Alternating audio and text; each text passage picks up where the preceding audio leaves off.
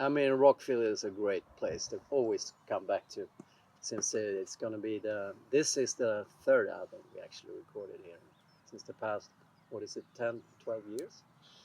And it's always a blast, you know.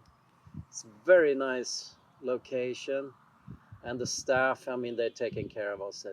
They're feeders as well. They serve us 3 meals every day. Dessert. Got to get back into shape soon. Yeah. But and it's so good, you know, recording here because it's very calm. It's not this kind of, oh, you think about all these famous acts who's been recording like in the history of music, like very very renowned albums, and you don't see any gold records hanging on the walls. It's a farm basically, so it's very nice, calm environment, and you can just focus on the music. To be like in landscape, I mean, outside from city, that's a plus for me. Being surrounded by nature, animals, no distractions, it's a great place to be, to create music and record like a peaceful way. I love it. It feels to be home. So, yeah. This is the first residential studio in the world.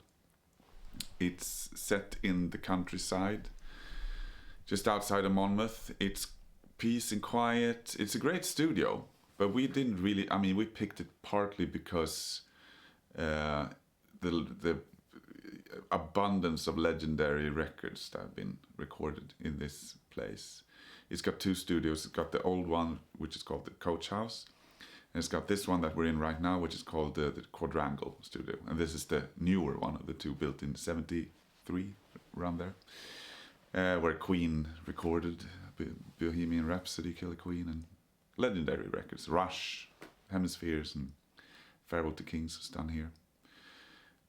So, I mean, we love the technical aspect of it. It's working, you know, everything's working.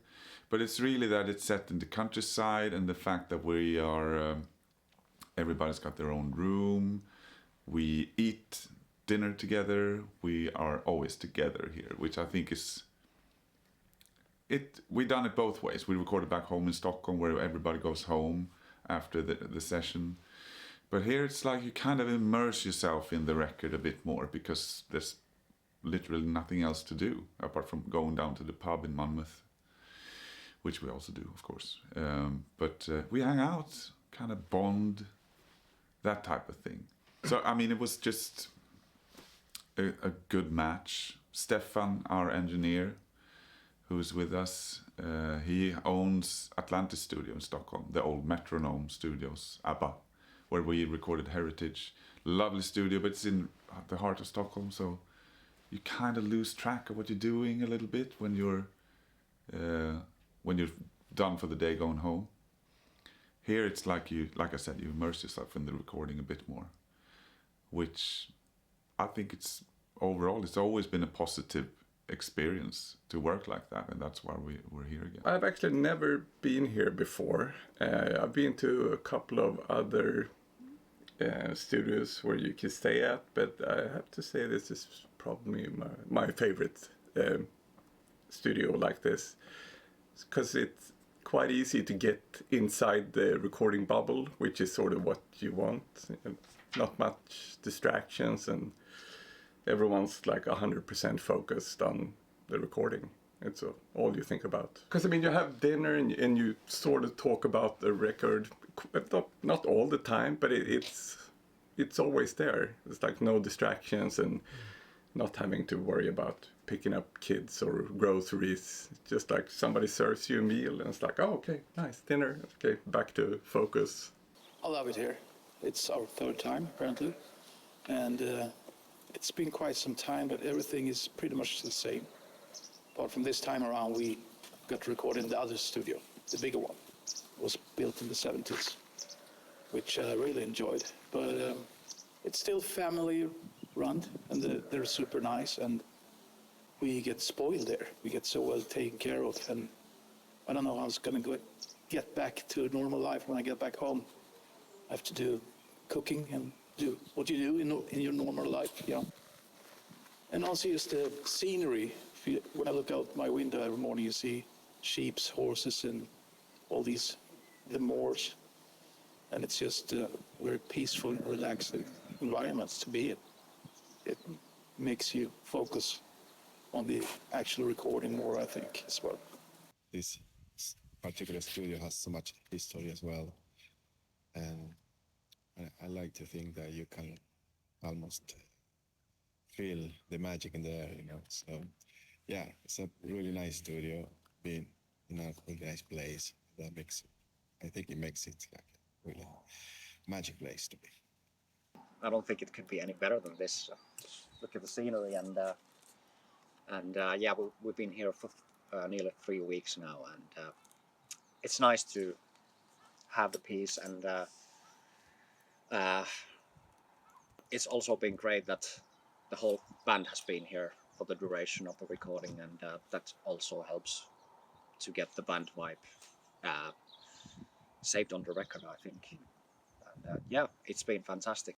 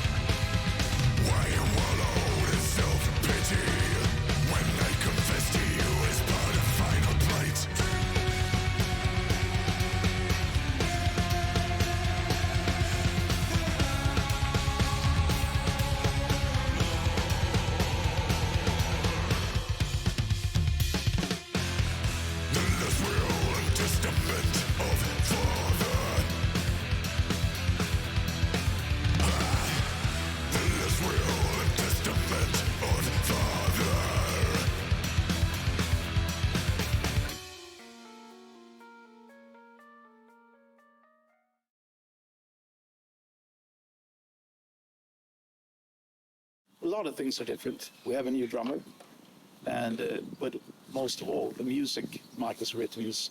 I got really floored when I heard each song one after another, and they're so complex. But also the growls are back, which is the 4 previous albums. That ingredients hasn't been there, but it still has the prog, and it's quite a unique mixture of music, I think.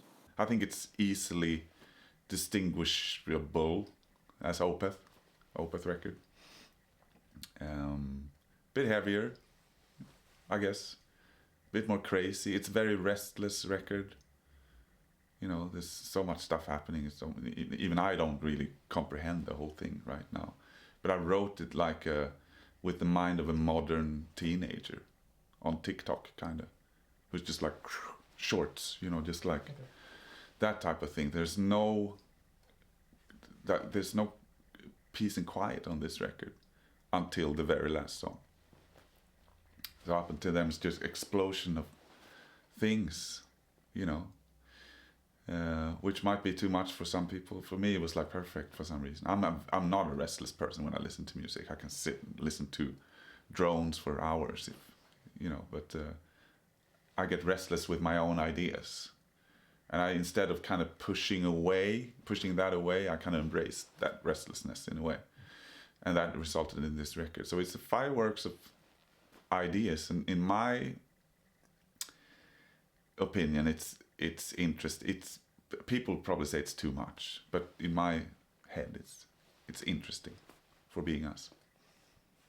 Every Opeth album is almost different from the previous one. That's something that I think we try always to do, and now I think everything kind of gets together in this album in a way.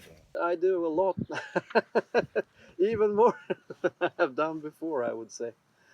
And one thing that also differs is that I've been recording, like, I would say 95% of everything that I'm supposed to do in Stockholm in my studio.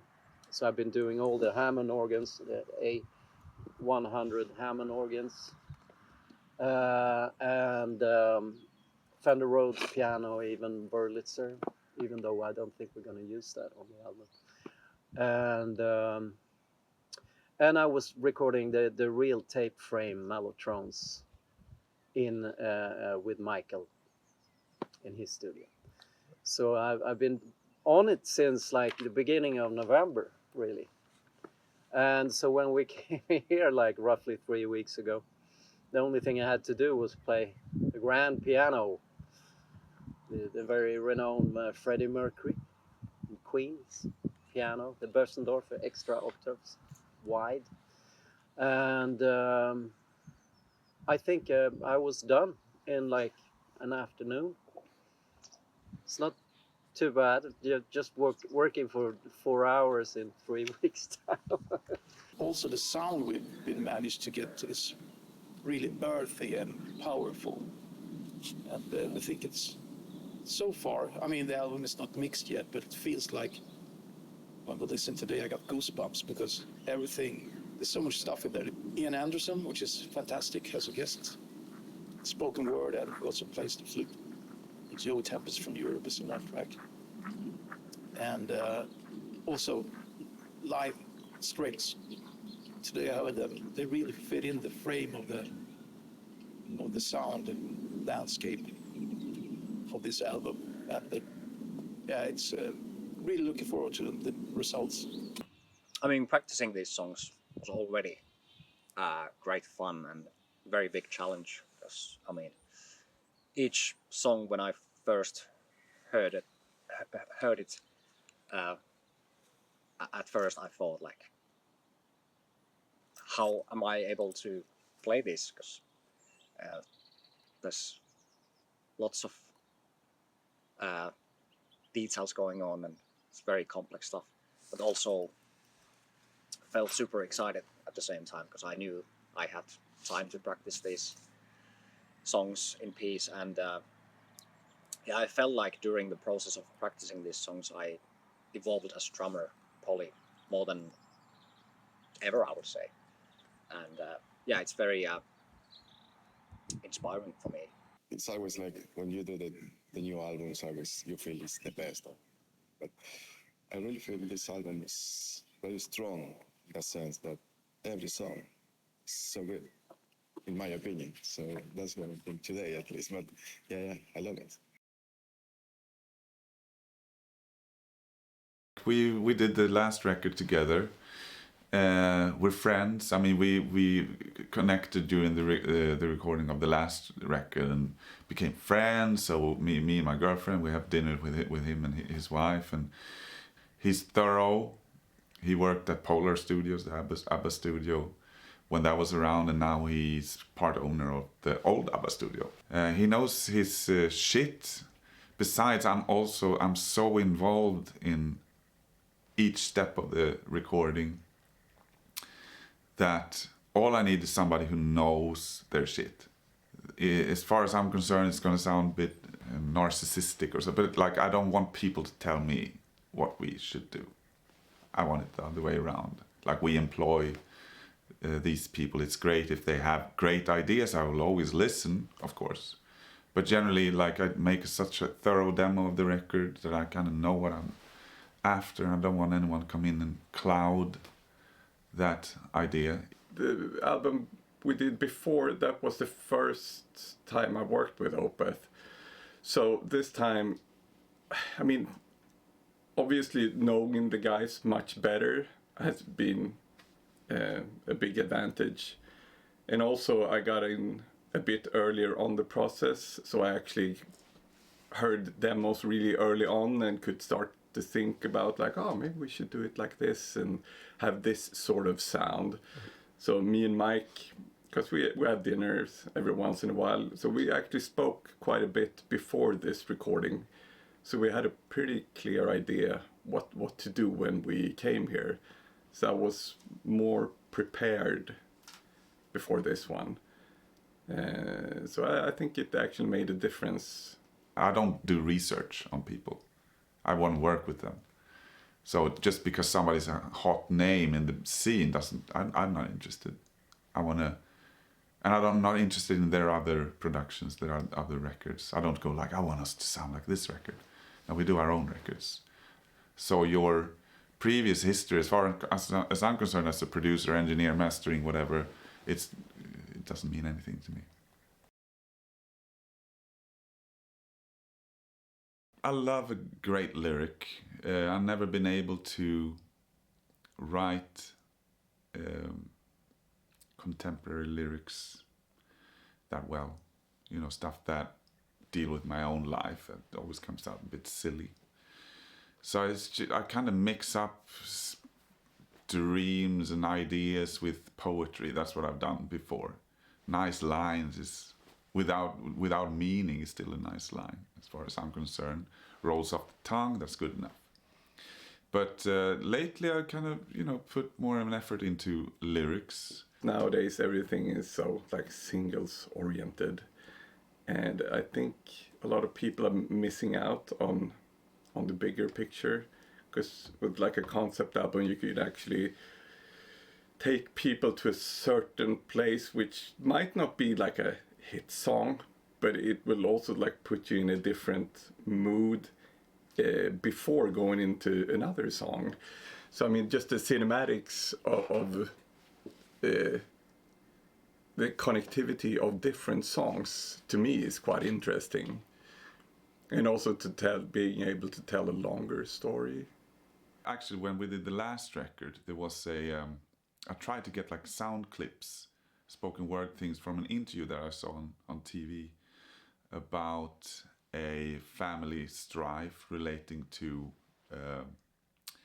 a father dying, and there was, his testament. There were the brothers and sisters and siblings and cousins. Everybody started fighting about the inheritance, basically. Which I found interesting. I didn't get the rights to use those clips, but it kind of lingered since. So that was kind of, I think, the starting point for me thinking about lyrics for this record. And also, I have to say, even if it sounds cheesy, the series Succession. I watched that, loved that, like pretty much everyone I talked to. That whole idea is fascinating to me, like the fear of a parent. That you want to please your father in that case and usurp the throne, kind of elbowing your way to the throne. How money and power can transform people into something that I guess they wouldn't think that they could become like that, if you know what I mean. Once you get that type of nugget of an idea, you just kind of freebase your way throughout the rest of the story.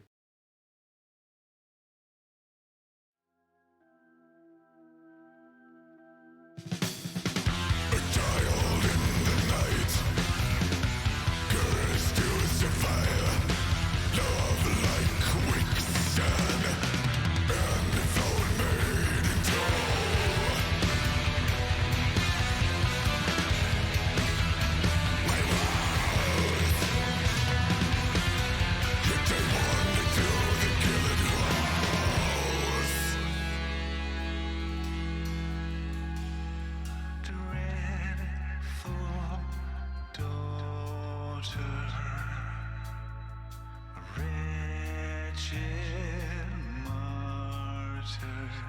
sick to marrow and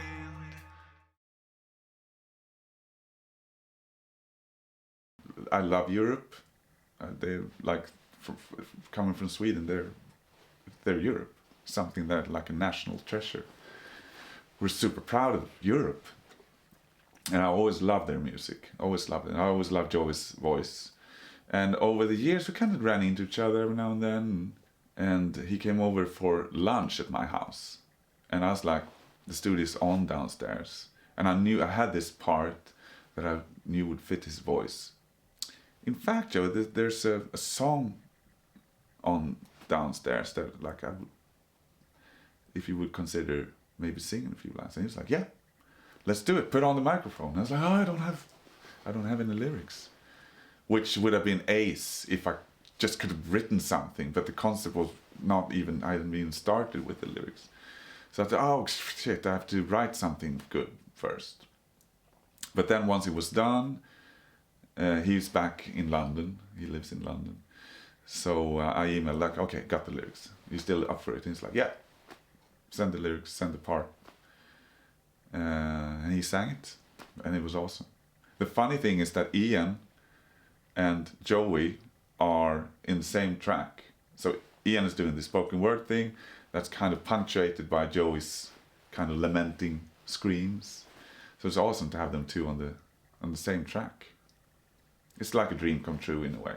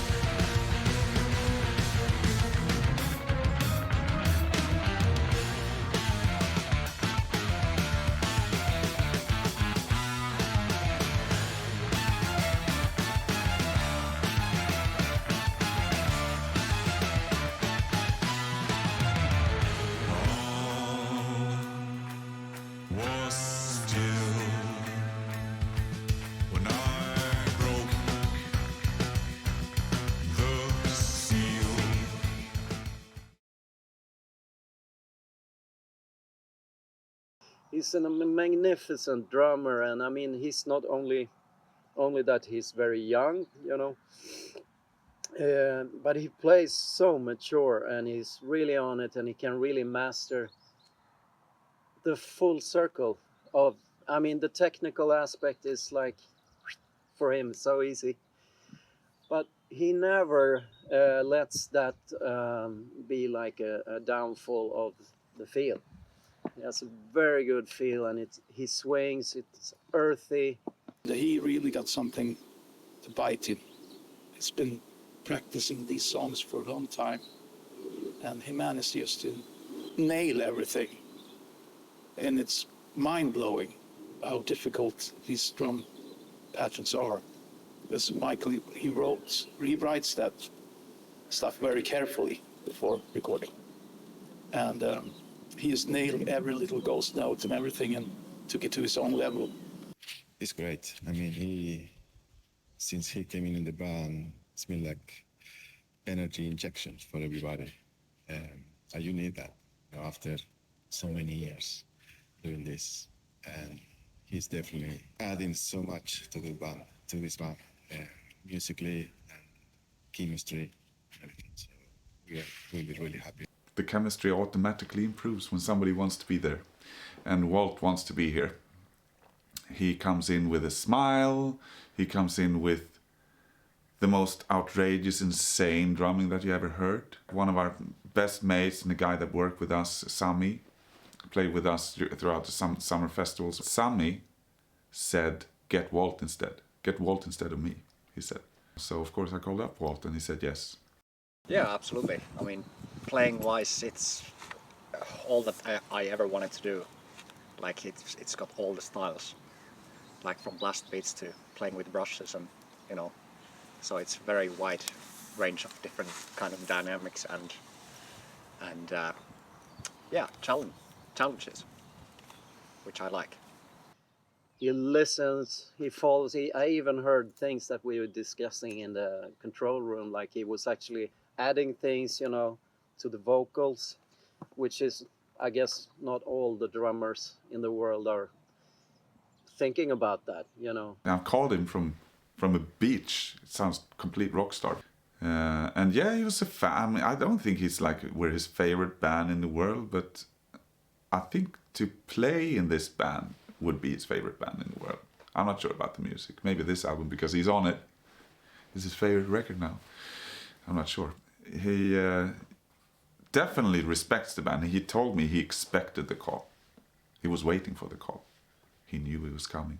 I knew Mike a little bit beforehand. Of course, we have a lot of mutual friends. Of course, I had thought about maybe contacting Mike or something like that before he called me, and when he finally did, it was absolutely no-brainer to say yes to the gig. He always liked the band, at least that's what he tells us, and respected us, and the musicianship and the adventureness of the music, and that we never, you know, we kind of stray from our own sound every now and then, do different things, and we don't like to stand completely still, at least. So I think he likes that it's kind of pushing his own abilities as a drummer. But he also said if he had heard it 1 month before the recording, he would have turned it down. This was too difficult, so it's been practicing a lot. Everybody's so passionate about playing and still evolving as musicians after 30 odd years. So it's very inspiring for me. I think it was done in like 2.5, 3 days, and it's immense achievement because it's very, very, very intricate. And of course, he broke a sweat, but we didn't feel like it was even an effort, and it was just like, great, you know. It's mind-boggling how anyone can play like that. I can't understand it. It's almost like a dream, if you know what I mean. It's not human, but it is human.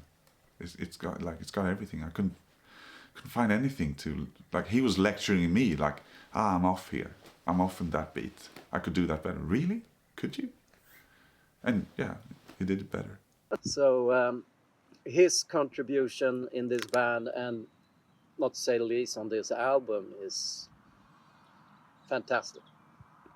He's an incredible drummer. We're happy to have him aboard. We're in a happy place with him. He's fucking awesome.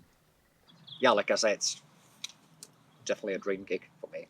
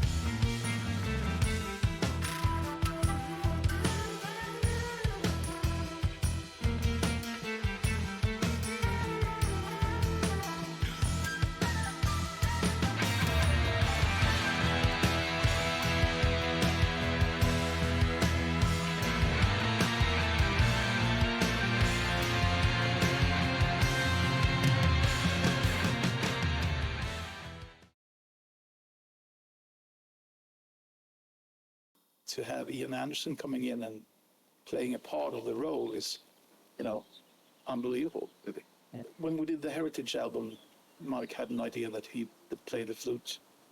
But I don't think he got hold of Ian. But luckily enough, we got a hold of a fantastic Swedish flute player called Björn Gison Lind, who sadly then passed away not so long after. But he did a part fantastic. And but this time around, it happened. I love Ian Anderson. I think he's a genius. I think I like pretty much all of the Jethro Tull records, and everything is done is, if it's not fantastic, it's at least interesting. Like, he never goes below that, as far as I'm concerned. And of course, he's sitting on a pile of masterpieces that he's written. And he's a great flutist, great vocalist, great everything. Just great band leader, I guess. When we did the Heritage record, I wanted like a flute solo on that record. And it's like, okay, 3 guys like I admire, and Ian was top of the list. And second on the list was a guy called Björn Gison Lind, and third on the list was a guy called Carl Axel Dominic. I think I might have emailed all 3, but 2 of them, only one replied, saying no, and that was Björn Gison Lind, who was second on the list. And he is quite well known in Sweden for being, well, a solo artist. He had lots of he worked a lot with ABBA. He worked with Björn and Benny from ABBA for the Chess musical, for instance, orchestrating things. You know, he's kind of orchestrator, arranger, and a great flutist, great pianist, great musician. One of the top dollar musicians in Sweden during the late 60s into the 70s and 80s. He replied saying no, and I was like, I'll try again. You know, because it was the only option I had left. Like, the other 2 guys didn't reply. So I ended up talking him into doing the Heritage thing. And this I've been asked about a couple of times over the years. The Ian Anderson at the Heritage record, and I did some interview where this was brought up, and I told the story that I emailed Ian Anderson, and that fucker didn't reply. And that particular interview was seen by either Ian or the management. So I got an email from the management saying, Ian would love to play with you. And this was just a couple of, well, maybe a year and a half, 2 years ago or something. I hadn't even started writing the record, but I started writing it having that in mind. Now's the time for Ian Anderson. And sure enough, you know, I got in touch with the management, got in touch with Ian, sent the tracks that I had in mind, worked out the spoken word parts.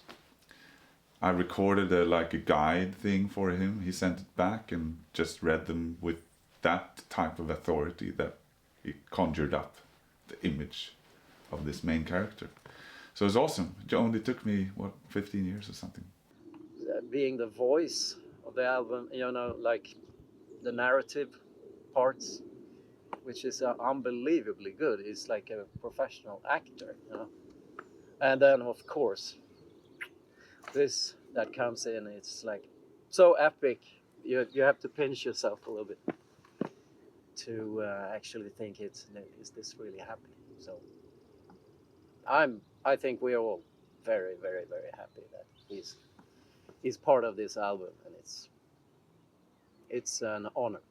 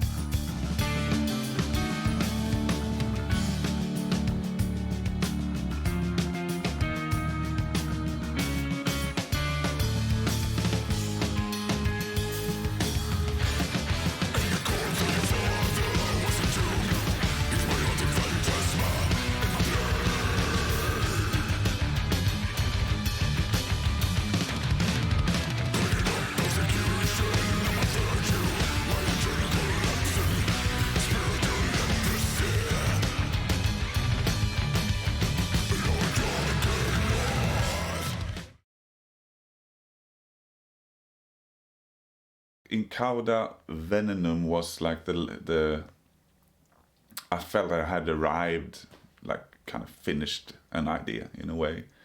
I was aiming for so to speak beauty with that record. I wanted to write beautiful music. And then it's debatable whether it is or not, but to me it felt like, okay, I'm happy with that and kind of done, time to move on. And we had personnel changes in the band. We had Valtteri coming in on drums and Axe going out, and I felt a bit like maybe it's time for something heavier. Maybe it's time to do the death metal vocals again, that type of thing. Mendes has always been like I always had a great second opinion on things, and sometimes first opinion. But he was also like, yeah, we're cool to do something heavier. You know, maybe you should consider it. And it's like, yeah, considering. Could have been either way, to be honest, you know, for this record. But we did the last thing we did before we went on a hiatus to write this record was due to COVID, a bit too late of a 30th anniversary when I'm touring, and we sent out like a selection of songs that people could vote for, and that we would play live.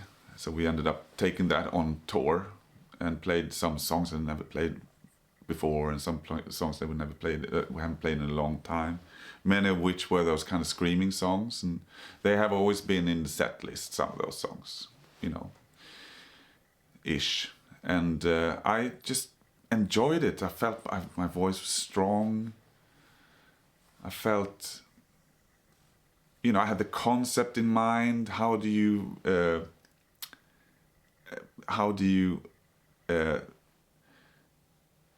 make what's the sound of this story? Like, what's the sound of the main character?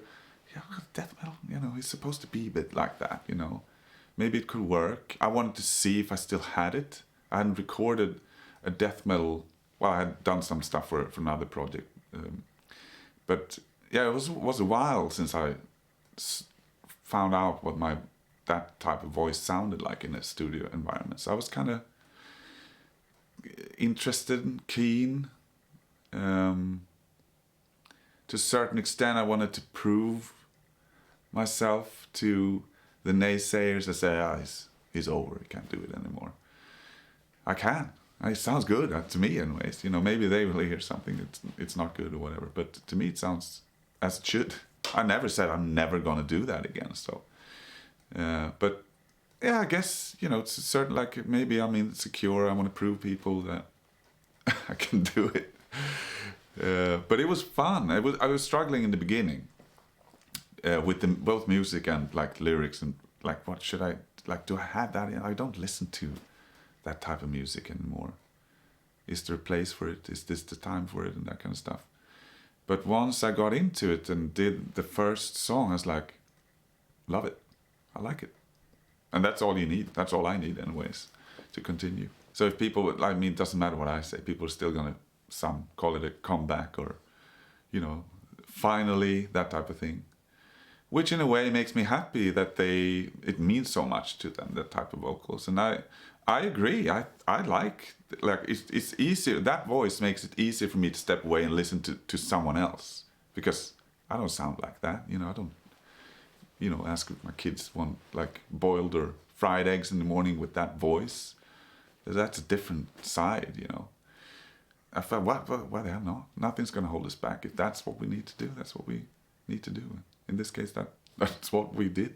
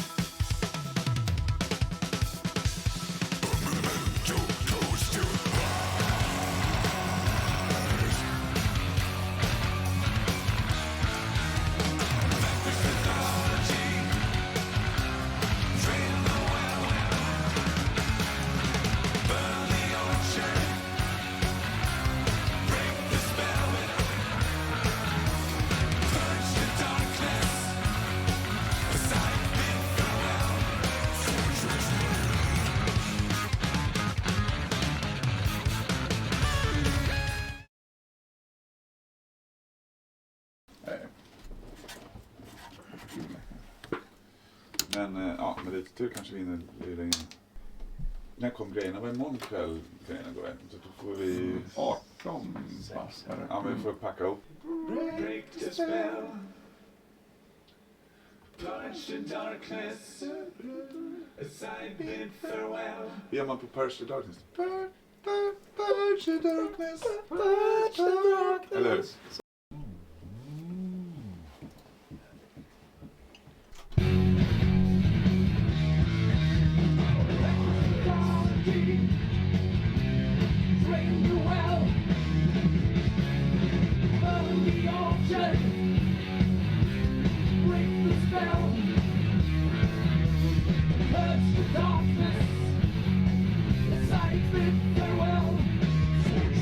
Det här är timingmässigt rätt bra så att man kan säkert tuna dem i...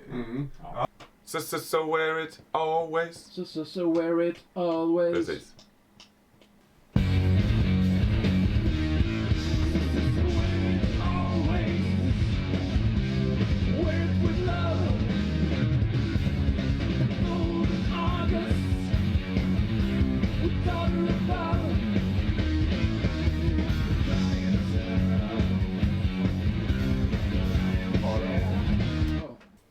So wear it always. Wear it. Där. Wear it. Fast du ska inte hålla, du ska köra. Wear it. Wear it. So wear it. Riktig handfull gubbe.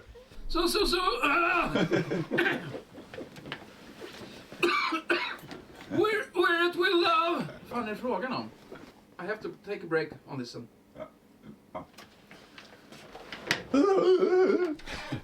Language mythology. Men jag känner också att jag inte har sjungit på Det låter jättebra. The golden arches. The daughter Argus. of love. Golden Argus. Ja, just det. Arches. Golden arches. McDonald's. Golden arches. Okej. Backwards mythology. Train the well. Burn the orchard. Break the spell. Purge the darkness. As I bid farewell.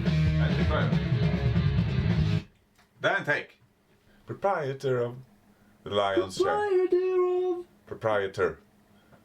Proprietor. Proprietor. Proprietor. Proprietor. Proprietor. Ja. Proprietor. Men jag fattar inte rytmiken sen. Proprietor. Proprietor of the Lions. Proprietor of. Du håller liksom proprietor of. Proprietor of Ja, the Lion's Share. precis. The Lion's Share.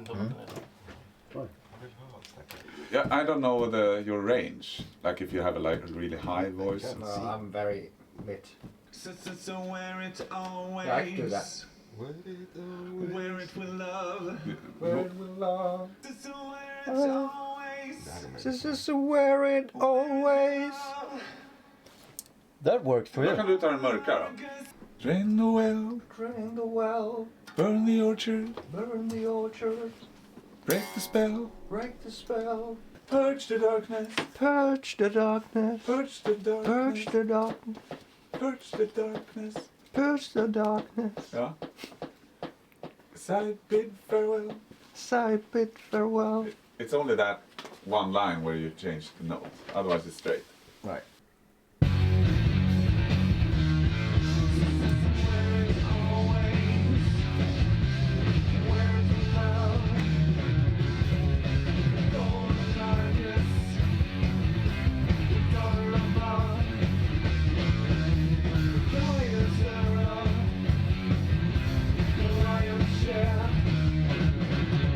You're a natural.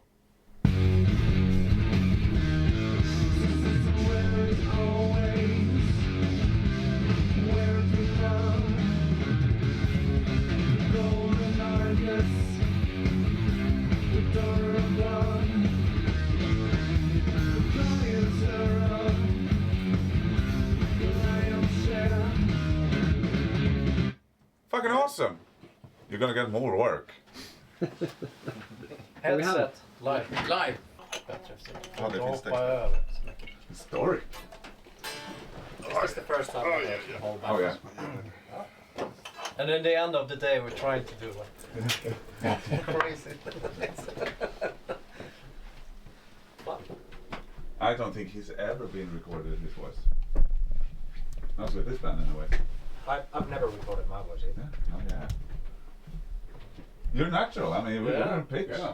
Really? Yeah. It blended Pitch and really rhythm, well no with, word. with Mike's. Yeah, and also a nice character. Yeah. Yeah. A very nice, like a solo. Na, Ja. Na na na na. Vanquish mythology. Vanquish mythology. Vanquish mythology. Drain the well. Where it always. Where your love. Golden Argus. The daughter of love. Proprietor of the lion's share. Oh yeah, dude. Right on. Fan vad härligt. Lion's share. Sounds great. It's gonna be awesome. You're right, Queen, sweet, Oh, yeah. you know. It's, Oh yeah, we're one of those. Okay, what should we look at next then? Because that song is kind of finished.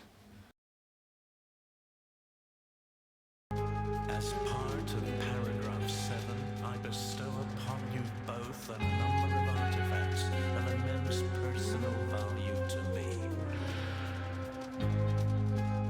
Wearing the family crest, I hope they can serve as a reminder of the fragility of heritage.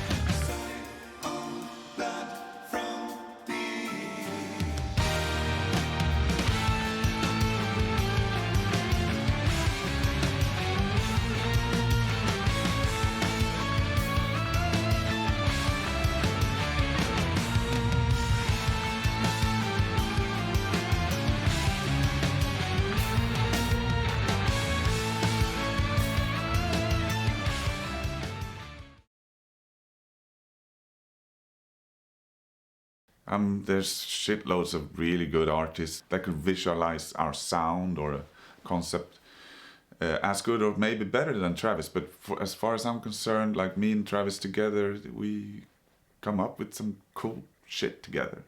As far as I'm concerned, we always did great covers together. I mean, usually I come up with an idea and he does the rest. So I do like a children's drawing of like a rough composition, I guess. In this case, like the drawing, I can't believe how he can decipher the idea, but somehow he can. I mean, we've been working together since our 4th album, Still Life. And in those days, he basically threw a cover at us. I was like, that's awesome, let's do that. But especially since, Watershed maybe. Yeah, Watershed, I had ideas. And he made it happen, so to speak. So I guess it's obvious because it ain't broke, don't fix it type of thing.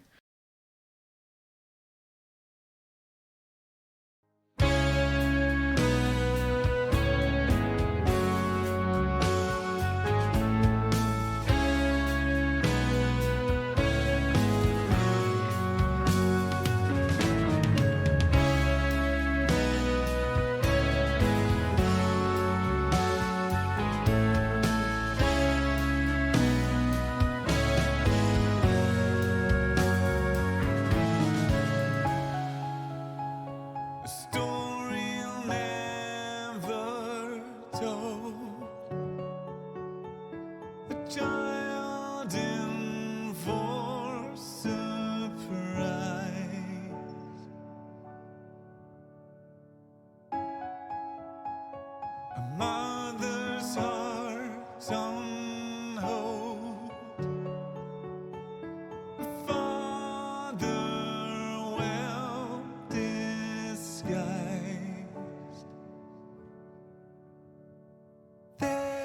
There's a road that leads to home, stories never told.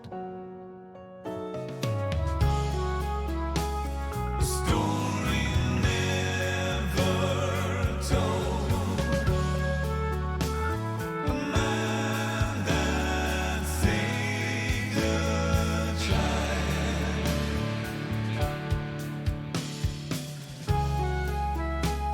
His withered heart on hold, beating for a life. There's a road that leads to home in storm.